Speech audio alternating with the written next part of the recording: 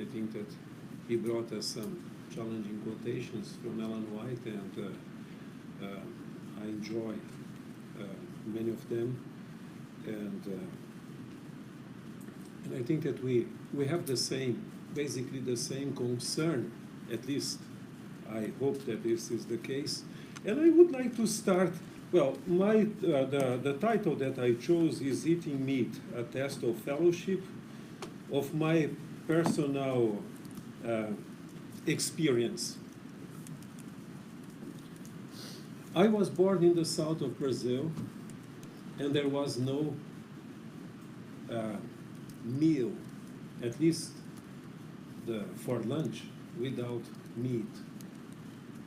And that was something very common, because usually the steak houses, the Brazilian steak houses, as you have several around the world, come from the south, and that's the place where there is even a college that teaches how to prepare meat for steak houses. And I decided to become vegetarian. And then when I came back home, my parents did not like it and saying, well, you are becoming fanatical and so on. And one of my uncles who used to live with us even said, well, the Bible says in Leviticus 11, das sollst du essen, and not das kannst du essen. Or in other words, the Luther translation has that kind of imperative in it that English usually say, no, that you can, or so. But anyway, then reading the books of Ellen White, I became more and more convinced that God's ideal for us is really to give up eating meat. And so, and then in 92, when we got married, my wife and I, we decided we will never use meat in our place. We got married in 83, and that was the case. And then 92, we decided to stop it completely. And if I would have to go back, I don't know what would happen. Probably I would prefer to die, because you get not used to it any longer. And I think that what Ellen White, if I understand well, she wants us to reach ideal, or to live according to the life that we have and understand it. But then comes the question, should eating meat be regarded as an end-time test of fellowship?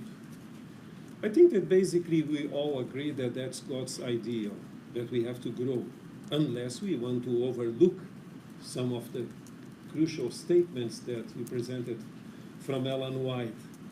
And in regard to eating meat, you have a few sources. Of course, there are many other quotations, but I guess that the three crucial statements are found in Ministerial Feeling, chapter 24. Then you have also testimony studies on diet and foods, chapter 16. And although this one is not so well known as counsels on diet and food, I like very much this second one, because it has a very extended chapter on meat. And in the counsels of diet and food, the basic content is there, but more in different chapters and no longer in one single piece as such. Basically, all the subjects that we deal with, and including meat, I think that we have to take into consideration that there is always at least two sides to a coin, or not to say three sides, because you could even see what is around it. And I am mentioning this basically when it comes to the Bible basis for our understanding. In the Bible, definitely, I think that you have principles as was well exposed here in regard to God's idea for us to live a lifestyle as healthy as possible. And of course, I agree fully that vegetarianism is part of that God's ideal as well. And not only Ellen White, but several studies have demonstrated that this has been the case, or that is the case. But at the same time, going to the matter of eating meat, in the Bible, you have, for some reason, Genesis 9:3, after the flood, every moving thing that lives, you should eat. And this is something, this statement is a statement very controversial because it's a very general one. Then when it comes to Leviticus 6 and 7, you have the priests. They should eat meat because by doing so they would really carry the sins into the sanctuary. But then comes Leviticus 11 that makes the distinction. That's not the first time. As you know, the flood already, the distinction between clean and unclean animals was there. And you have 1 Kings 17:6. And this is a passage that I think that we should discuss a little bit, and I don't have an answer to it exactly. And that was not a matter, I think, of taste or rebellion, but when Elijah was in that very difficult situation, God provided him not only bread, but meat as well. And Elijah is a type of the final generation because he was taken to heaven without even facing death. So we have, if we would go into typology, that is another one that would need to be explained. When Christ fed 4,000 and then also the 5,000, he not only, the miracle did not include only bread, but also fish. And the miracle of the great catch of fish also included was something under the guidance of Christ, or the advice. And you have the second one as well. And Peter, after the Pentecost, even said, I did not say, well, I became a vegetarian. I did not eat anything that's common and unclean. So I think that this would be one side of the coin that we should need to consider as well. And especially Elijah, I think, is a matter that needs some further study. But I think that we have ground, biblical basis for vegetarianism on looking to the other side of the coin. And as it was stated, the original diet, and you know many of the statements that have been presented here and a few other ones as well. During the Exodus, God provides manna, and you have also Romans 14:21 is good not to eat meat, but of course this passage needs to be taken into consideration, the context also. But at least some people use it. And we are the temple of God, and you can add more statements like in the sense that death came through sin, and in paradise there will be no more death. And Ellen White has some other ones also about love to animals, and so she cares for the suffering of animals. And many people today are vegetarians not only because of health, but because of love to animals. They have life, and they suffer also. And Ellen White has a statement where she says that they cannot tell us of their own sufferings. And Jesus took care of them, cared for animals as well. But going a little bit, this is just for us to have some kind of trying to see the two sides of the coin. When it comes to the test of fellowship, I would like to consider it a little bit more from a historical perspective and the development that we had on this matter. What does it really mean, test of fellowship? It can mean different things, but basically I think that we have a common ground of believing that is a matter, a foundational matter for us that can avoid somebody to be accepted into church membership or disfellowshipped if the person doesn't follow it. And so this should be, at least, I think, is the classical understanding of it. And you remember that we came from the Millerites? And Millerism basically was a movement with one single doctrine, the second coming of Christ. And you remember that when some people were trying to consider a little bit the state of the dead, they said, no, please don't bring this kind of discussions into it. We have a focus and we don't want to be divided. And so from our Millerite heritage, we have, for instance, George Storrs. In February 1844, he stated that Roman Catholicism and the Protestant sects, as he called them, became Babylon for two reasons, and one of those was the manufacturing, and that's the word that he uses, creeds, and regarding them tests of fellowship, and then he continues, and then later on judging them through those creeds and disfellowshipping them. So as you know, our pioneers had a very strong anti-creed tendency.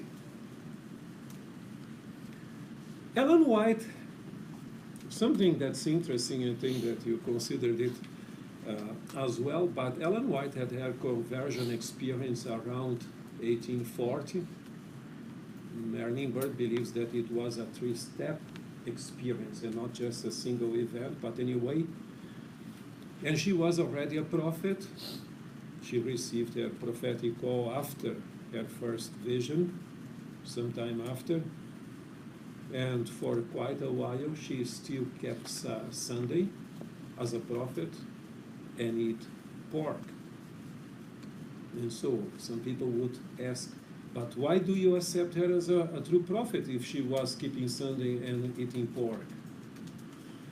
Because I am convinced that she did not teach these matters, but she grew in her understanding and on these matters, and when the light came, she gave up. But this is a very, very well-known statement that you know about the matter of eating swine's flesh. And then she stated, well, if the Lord wants us to give up, he will show it. But try not to make a big deal out of it at this stage. So there was a growing process on it. I am mixing a little bit together because I am following just a chronological order. Loughborough in 1861 again spoke about Roman Catholicism as making a creed, and then makes a creed, establishes as a rule of faith and test of fellowship. But little by little they were accepting doctrines as tests of fellowship. For instance, the same year, James White stated that the Sabbath was a test of fellowship, and he expanded it because somebody was writing to the review, do you make the Sabbath a test of fellowship? He said, well, it is. And if the law of the great God is not a test, what is then a test of fellowship? And then later on in the same a little bit further down, he speaks also of non-immortality of the soul as a test of fellowship, saying that the truth, not we, does the testing. Uriah Smith in 1862 broadened this concept to the fundamental points in the belief of these people. And he, throughout his article, he mentions the second coming of Christ, Sabbath, baptism, the sleep of the dead, the destruction of the wicked, and the visions, because as you can see in the reference, the title of his article was "The Visions Attest." And so he included at this stage also the visions by Ellen White as a test, and he added the word etc. as well, that those are tests of fellowship. But now coming a little bit close to Ellen White's, going back to her own experience, you remember the statement in Testimonies for the Church, Volume 2, where she stated in 1869, "I was a great meat eater." And then she says that she came to a point where she spoke with her own stomach, saying, "I will not taste a morsel. I will eat simple food, or I will not eat at all." So she had her own struggle. We have to remember also that the days in which Ellen White lived were much more challenging than today, because traveling by train and so on, in the cold areas during winter time, it was not so easy to get a regular vegetarian diet.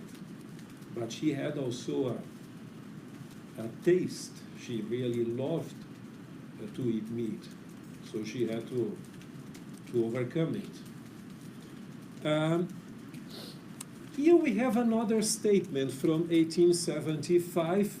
I am not limiting just to meat, but also another one where she explains, she speaks about the matter of dress reform, if that should be considered a test of Christian fellowship. And she stated, no, we should not go into extremes and not to make the dress reform a test of fellowship. And you remember that was basically that kind of more loose dress, and not to be as long as the other one, not to shorten it as some ladies today have. Then that would be another story. But anyway, you have just an example where she made a little exception, saying that not everything is exactly at the same level. She also spoke, she wrote in her diary when she was in Norway that some people were making little items into a test of Christian fellowship, and were disregarding key doctrines, including the Sabbath keeping, that should be really a matter to receive more attention. And now we come to a crucial statement by Ellen White, and it's important to keep in mind the dates of the development of this. Later in her life, 1897, she stated, "We have never made meat eating a test of fellowship, never." I underlined some expressions in the other quotations, but this emphasis is in the original. "But when the Lord presents before us the evil of eating the flesh of dead animals that are corrupted with diseases," and then she lists there scrofula, cancer, tumors, and these pulmonary diseases, it becomes everyone who knows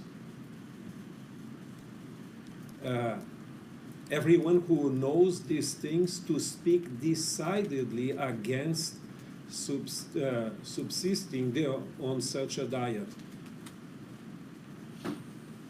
In other words, at the same time that she says that we did not make a test of fellowship, she is very clear that everyone should really speak against a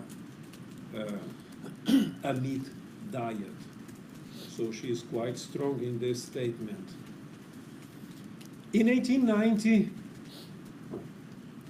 Uh, you have a statement also that goes in the line of how significant this matter is, and she said, again and again I have been shown that God is trying to lead us back, step by step, to his original design, that man should subsist upon natural products of the earth.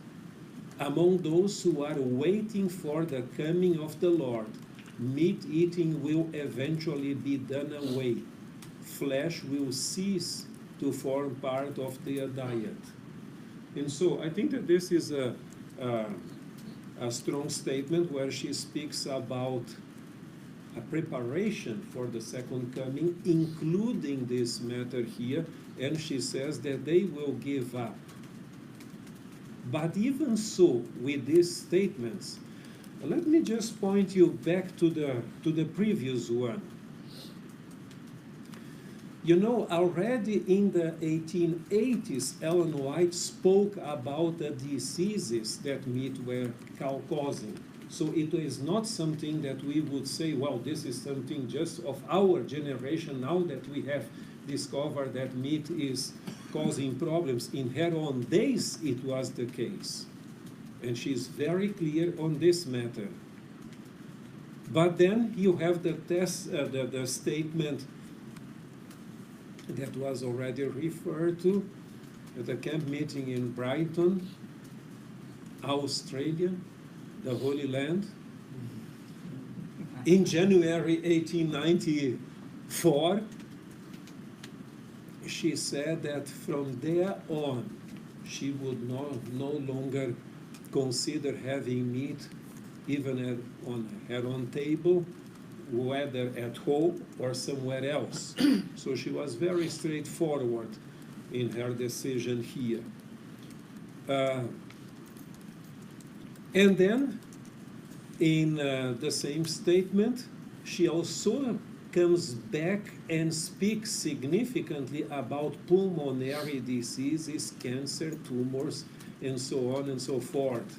And she calls the attention, and she even says that since coming to this country, Australia, I have made inquiries concerning the conditions of animals that are killed for the market. And I have learned that those, and then so she goes on and on, saying that it's quite a large proportion of them are sick. And we eat that kind of meat, in other words. But then comes the statement that was mentioned, and this was a statement that Ellen White made to the delegates of the 1909 GC session, the last one that she attended. And of course, we would need to read the whole chapter, because she made very strong appeals in the sense we should provide the example, we should give up eating it, and so on. And I think that, in my understanding, this chapter is one of the strongest where she appeals really to give up eating meat. But at the same time, she states, we don't mark out any precise line to be followed in diet. But we do say that in countries where there are fruits, grains, and nuts in abundance, fresh food is not the right, flesh food is not the right food for God's people. If meat eating was ever helpful, it is not safe now. And so she is not speaking only for the last days. She was speaking to her own generation. Cancers, tumors, and she is going back to the same kind of argument again. And then she states, we are not to make the use of flesh food a test of fellowship, but we should consider the influence that professed believers who use flesh foods have over others. So she does not lower the responsibility. In other words, each one of us is responsible before God of the example that we provide to other ones. But even so, she says that we don't make the use of fresh fruit a test of fellowship. Uh, in the fundamental beliefs of number 22 of the Seventh-day Adventist Church, and I am referring to the latest version, 2015, and it's a longer statement, but I just quote from this statement the following: along with adequate exercise and rest, we are to adopt the most healthful diet possible and abstain from unclean foods identified in Scripture. So here in this statement, it tries to broaden it, not only meat, but other ones. If I would be other elements, if I would be sinful in something like this, probably exercise and rest. Not enough exercise and not always enough rest. But the statement says that we should have the most healthful diet possible, available. Of course, some can say, well, this is too open, too broad, but I think that this is, even being vegetarian, we can have other problems, like, for instance, sugar and other elements that sometimes we put aside. And some studies have shown that if a smoker that does physical exercise is better off than somebody who does not smoke and does not do any kind of physical exercise. So that is not an excuse, but we should always have the whole package in mind. And then comes the matter of the final shaking. And I would just mention what I believe on this matter. What do I need to do to be saved? Well, first of all, I think that I have to be sincere. But sincerity, Ellen White states several times, does not change truth and error in truth, because I can be sincere in my error. But sincerity means two things: living according to all light that we have, and searching constantly for new light. Because I might be satisfied with the light that I have. And I think that the very essence of Adventism is always searching for new light. And so I think that if a person has these two characteristics here, can be considered sincere, and that's the relationship that we would need to have in our religion. But then comes something, and I think that the dividing line among us in a certain sense is, in the sense if the matter of test of fellowship, basically, is if we should really, at the last time, at the final stages, to start considering eating meat a test of fellowship or not.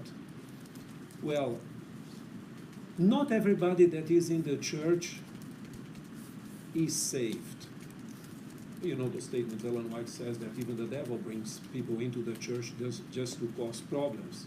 And she is based on the parable of, well, we just had wheat in our farm here. How does it come that now we have tares as well? The enemy has done it. So the church as it is right now is not ready for translation. And this is something that Ellen White is very clear. And I think that the problem, once I heard the sermon, is not that we lack members, but we have too many uncommitted members. There is a German word, Mitläufer, where you just start with the other ones without being committed really over there. But then comes the shaking. And I think that the shaking of all Christian denominations except Adventist branches, I don't know of any other one that has the concept of a final shaking. The shaking is not only in regard to those, let me rephrase it. The shaking is, I think, that basically for those who knew what should be done and do not take into consideration. Of course, God can accept our repentance at the last moment, so we cannot judge it in such. But I think that the final shaking will really cleanse the church and preparing it for the second coming. And you remember that in the parable, there were some that were eager. Should we do it right away? And then the Lord said, no, the angels will take care of it. So it does not mean that everything is acceptable within the church. No. There are several points, crucial ones, that are tests of fellowship. And as you have in our church manual also, I have it with me, there are several points that are mentioned as tests of fellowship. But based on the statements by Ellen White and the relationship that we have with the Bible ideal and what Ellen White stated at that time, fully conscious of it, I think that Ellen White has two sides of the coin. One of those, that those who are coming, who are preparing themselves for the second coming, will eventually give up in me. But at the same time, at least she is quite clear in the sense saying of not making it a test of fellowship, in the sense of disfellowshipping somebody who does not go to that extent. Okay, thank you.